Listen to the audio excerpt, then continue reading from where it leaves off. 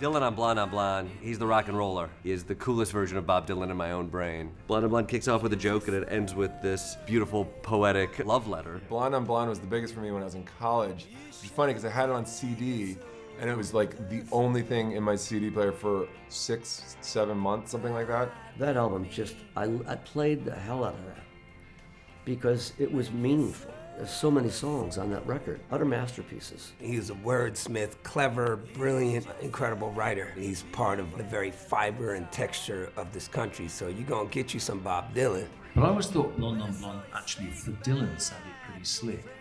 Like that was the slickest thing he did until maybe Slow Train Coming, you know, like when he went back into serious production. Blonde on Blonde, you know, with his cover, which goes with the double album, it's quite slimming, you know, and you have the whole fold, so that's an appeal. The last half of the 20th century, he meant everything to everybody, whether they knew it, liked him or not. I think Dylan fandom is because of the catalog, the way he approaches his live shows, all the literature about him. It's something that you can kind of take with you as you grow older. I think when I go into the Bob Dylan archives and look at stuff, what I'm most compelled by is just the detritus of work, the marginalia in the scripts. I have always had a theory that Dylan is what I refer to as a black hole at the bottom of a bottomless pit. And I came to the center yesterday and I had seen something in the New York Times, like a collage of different versions of a song. And they said, well, you have to understand that what's out here in the museum at any given time might be 2 or 3% of what we have. Wow.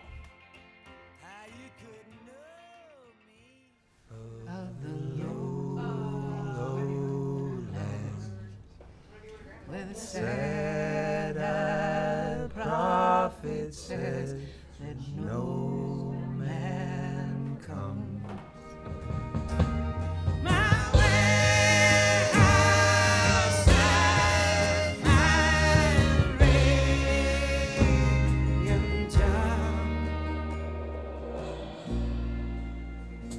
Shall I put them at your gate? Sad-eyed lady, shall I wait? I really like that chord. That's really cool. You did a great job arranging that. Yeah. It's really nice. We're celebrating the album and the impact that it's had on the culture.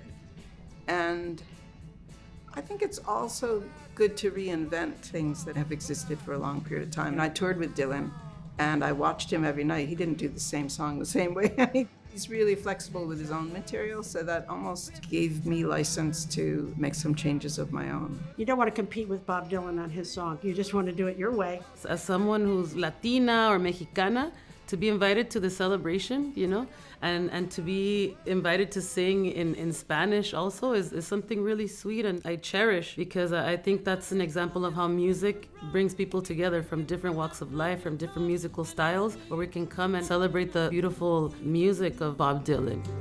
Te quiero, te quiero, te quiero so bad, honey, te quiero. I love his music because his music makes you not only have to think, you visualize. I called T-Bone Burnett and I said, what song of Bob Dylan's you think would be great for the McCrary sisters to sing? And he said, wow, Pledging My Time. Pledging my time to you, hoping you will come through too.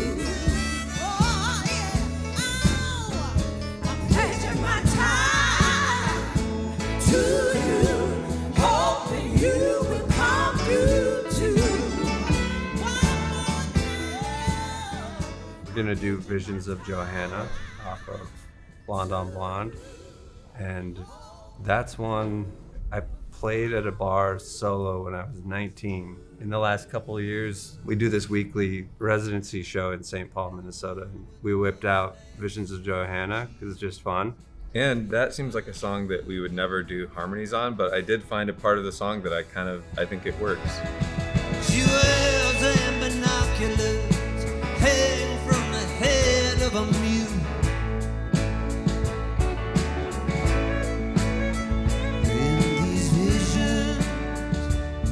Johanna, make it all seem so cruel. We love stories. That's what connects human beings as far back as the beginning of time. I imagine people gathered around the fire thousands of years ago and we told stories.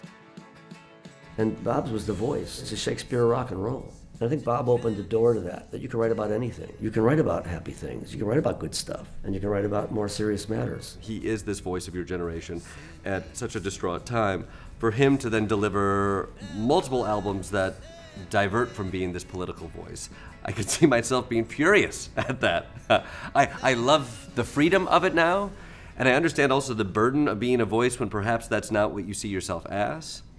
Also, it's so curious to bounce that off of what is even happening now, where I think artists are struggling to figure out how they can be a voice against what feels like turbulent times. We have to keep reminding ourselves, though, that like we can't approach this as activists. We have to approach it as artists who care. I still, to this day, if I was to talk to him right now, I would say the songs that you write help people get from A to B to C.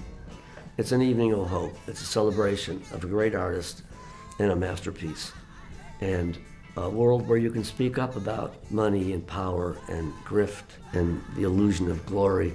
Music is so powerful, and it has a way to bring people together where we can understand people's opinions and thoughts. And Bob Dylan writes in his time about whatever's happening, which I think is so relevant today. I feel we're in a very critical time in this country, and that's what I want to do with my songwriting and with the art that I create and that I share with people.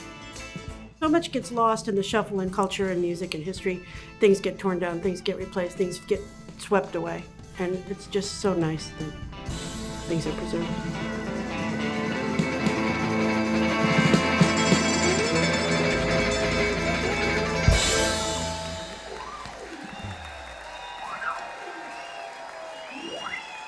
Incredible. Thank you all so much again. Thank you.